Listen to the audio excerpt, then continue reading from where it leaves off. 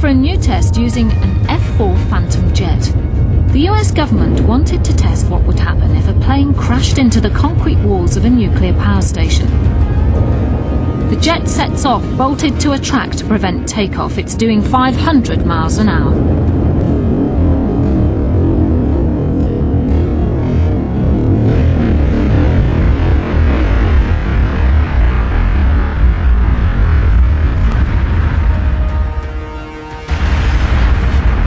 The plane atomized with the impact.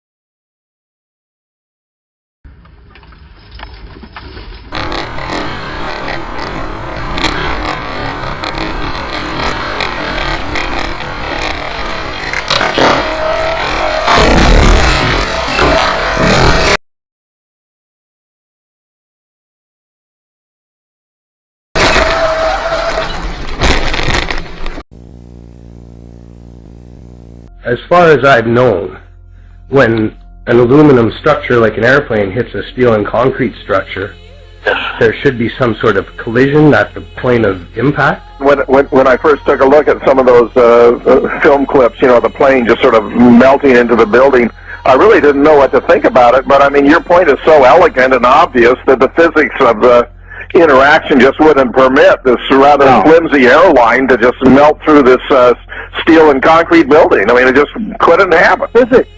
This can't be.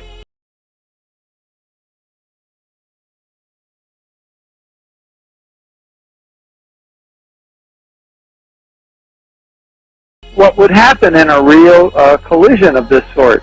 The first law says an object will remain in uniform motion until it's affected by a force, and the second law says that it'll be affected by that force in a direction that the force is applied, which of course in this case would be more or less directly opposite the path of the oncoming plane. Right? So that plane ought to be crumpling up here, but of course it's not. It's passing through at uniform motion. If we slow down two of the alleged impact videos, what is seen here is not consistent with physical impact. The plane's wings would not slice through box section steel columns, which is what seems to occur. The wings would buckle or snap, and debris would be seen falling to the ground. In this clip, a plane lands too heavily, illustrating just how light and fragile a plane's structure is. We're going to see a Boeing 767, which was hijacked, crash into the ocean off Comoros. Watch this get shattered.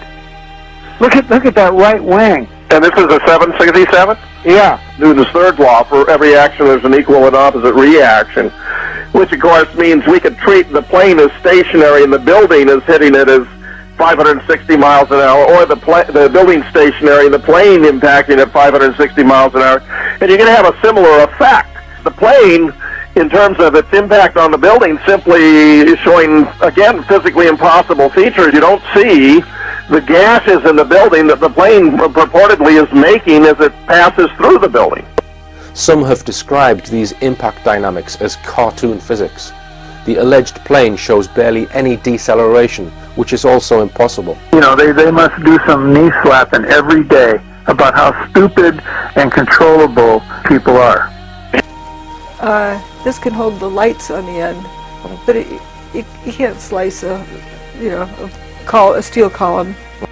Yeah, and here's something even more preposterous. The plane is weaker than the building.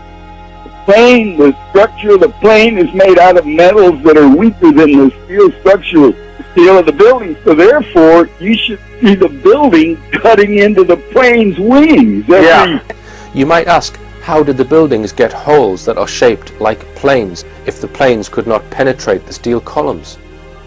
The Nordet clip of the North Tower sheds light on how this may have been done. Watch carefully. The alleged plane is seen to penetrate the building, and several seconds later something happens on the surface of the tower.